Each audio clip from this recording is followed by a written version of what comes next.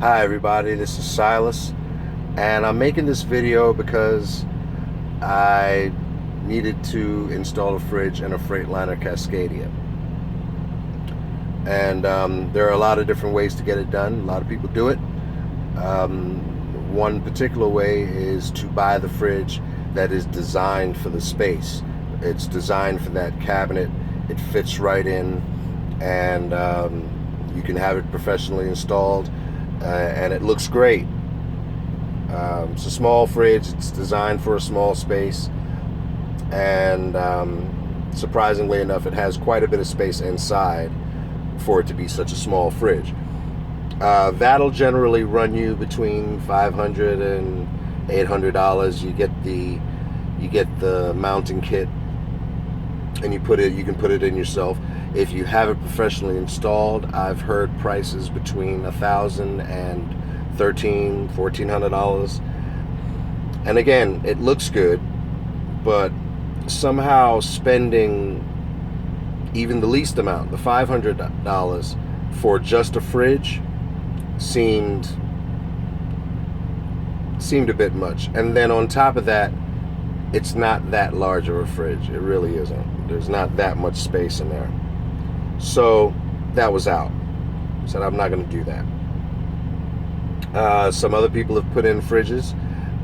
They get the larger fridge and they'll put it up on their top bunk.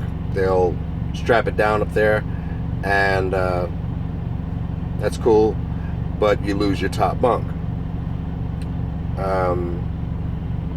I've seen it put in the passenger seat. You lose your passenger seat. I've seen it put on the floor.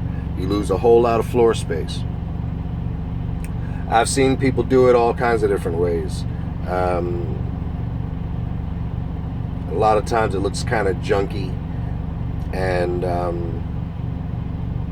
I don't know. I just didn't like the way it looked. One guy actually built a whole shelf system back there. He got some 6x4s, 6x2s, or something like that, and he built like a shelf system behind the cabinet. And of course, still couldn't use his back bunk because you have your fridge up there and your microwave up there. That top bunk is not going to come down anymore. So that was out. So I had to give it some thought, and this is what I came up with. Here we have, let's start at the bottom.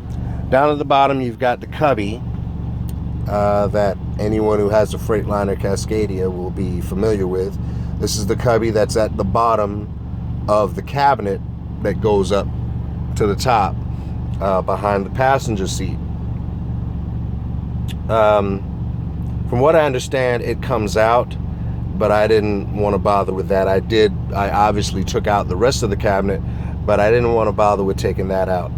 And it kind of worked out for the measurements, and it worked out really well. The measurement, it was actually integral that it was there, and I'll tell you more about that in a minute. On top of that is the red thing there. That is styrofoam. That's the styrofoam that the fridge came in. It's only red because I've covered it with red tape, because as you can see, I've got a thing for red, right? So I covered it up with red tape just to make it look a little better. And here we have an Arctic King 3.2 refrigerator. Now this refrigerator has a whole lot of freezer space, and it's got a whole lot of fridge space. I chose the Arctic King because I didn't like the can dispenser that was with those others. With this one, you can set something right in here, water bottles or whatever. No, that's not gonna fit, but you can set water bottles there and it'll still close without any problem, and so that's why I chose this particular one. Let me see what else. The fridge itself is running on a 2,000 watt inverter, and When I first turned it on, it spiked it a bit, but for the most part, it's hardly pulling any current at all. Because once it gets cold, as long as the door is closed, it stays cold, pretty much.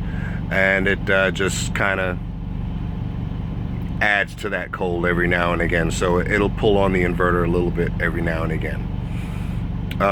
As far as noise, there is no noise. You don't hear anything. It's whisper quiet.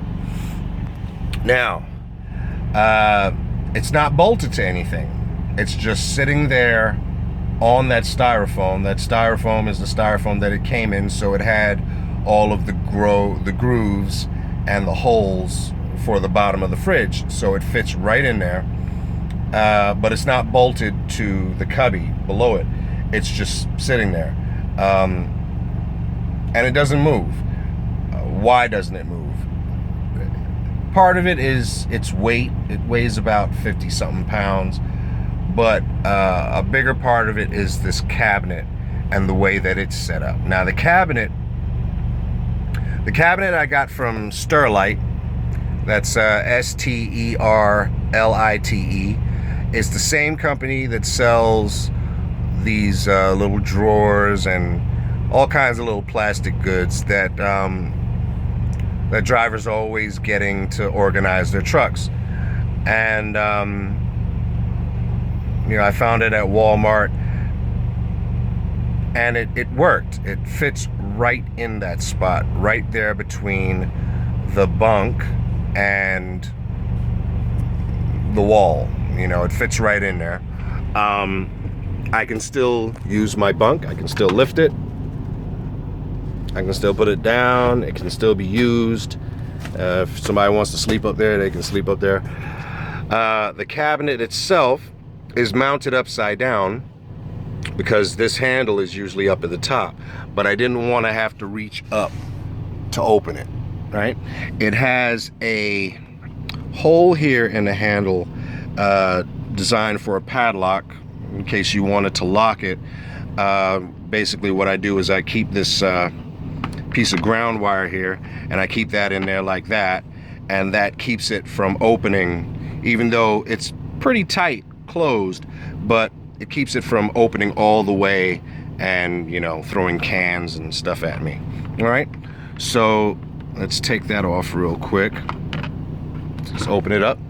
Now on the inside here, I've got my microwave and a whole lot of space. I do have one of those drawer sets that I was talking about earlier from STERILITE. I just got that from Walmart.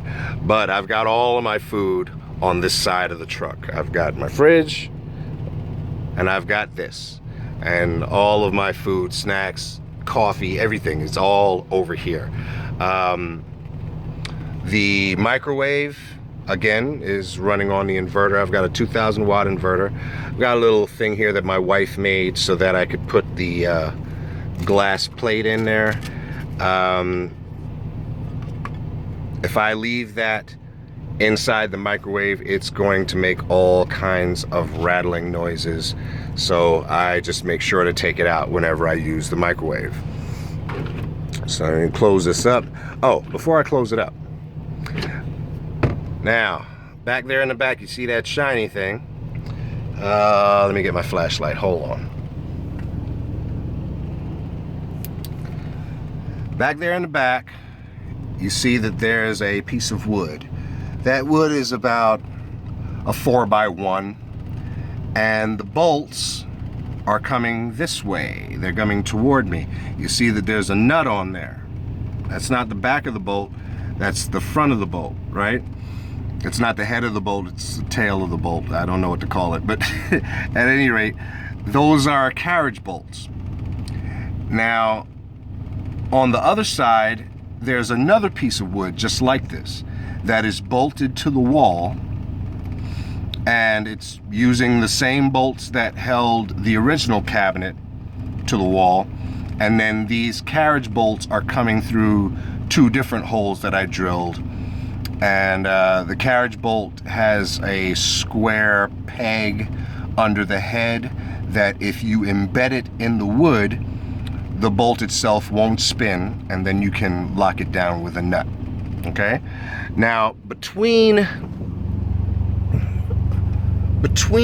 the wall and the cabinet, I've got this styrofoam here. Now the reason why I put that in is because the original cabinet is curved to make up for this, the way that the side of the truck is shaped. It's, you know, it's flat here, then it comes up, and then it goes in, you know. So I just put that there so that it would fill the space, and because the cabinet won't go all the way back to the wall. I mean, it just won't.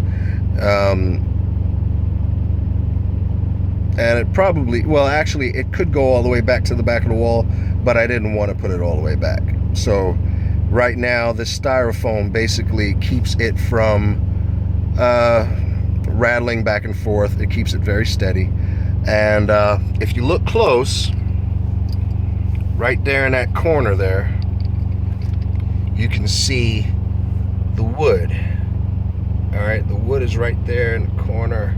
It's kind of hard to see, but it's right there in the corner. Now that piece of wood there is the same size as the wood that's on the inside, and it is bolted to the wall, again using the same bolts that came with the original cabinet. All right, so why put this piece of wood here? Well, the bolts could very easily tear through the plastic, and then the cabinet would topple over. So I have this big piece of wood there to prevent that, to prevent it from pulling through the plastic. And it also gives some support to this shelf right here. The shelves on the cabinet are adjustable. If you wanted to put it higher or lower, you could. It's got like two or three or four different levels that you can put the shelves in. The microwave is here, and again, I'm using the styrofoam that the microwave came in, and it sits right in the groove. And again, well, actually, yeah, it sits right in the groove and it doesn't move. But then with it closed, it's not really going anywhere anyway. So that's basically how it works. I think the main reason why the fridge doesn't move is because, well, the fridge is holding up the weight of the cabinet. Those bolts are not holding up the weight. The bolts just keep it from toppling forward. But the fridge is holding up the weight of the cabinet. But the fact that the cabinet is sitting on top of the fridge, that keeps the fridge from toppling over, because it's got no space to even get the momentum going to topple over. There's no room, so it doesn't move. There's no noise. You'd think that with the styrofoam, there'd be some squeaking or some rattling or something, but there's no noise at all. I have driven from Georgia, from North Carolina to Georgia, to Kentucky, through Kentucky to Ohio. I'm in Toledo now. I haven't had any problem with it at all. It doesn't move. Now, here's the kicker. Here's the big kicker.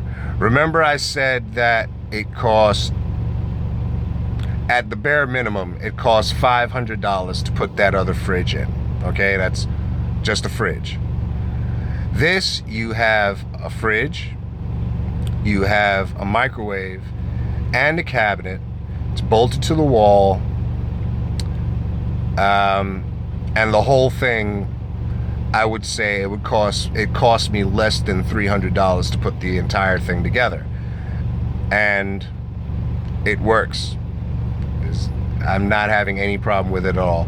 So if you're interested, if you like this, leave a comment.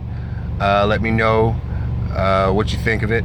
If you're interested in doing this and you need more instructions, let me know. I'll try to give you some some instructions on how to get this done. I will be doing another truck like this soon. Someone's already asked me to do their truck this way, and so when I do that, I'll do an install video so you can see exactly what I did. In this case, I didn't want to do a video for the install because I was kind of working my way through it, so I didn't really want to do it that way. I would rather do an install video where I know what I'm doing and I'm just knocking it out, because it was pretty easy.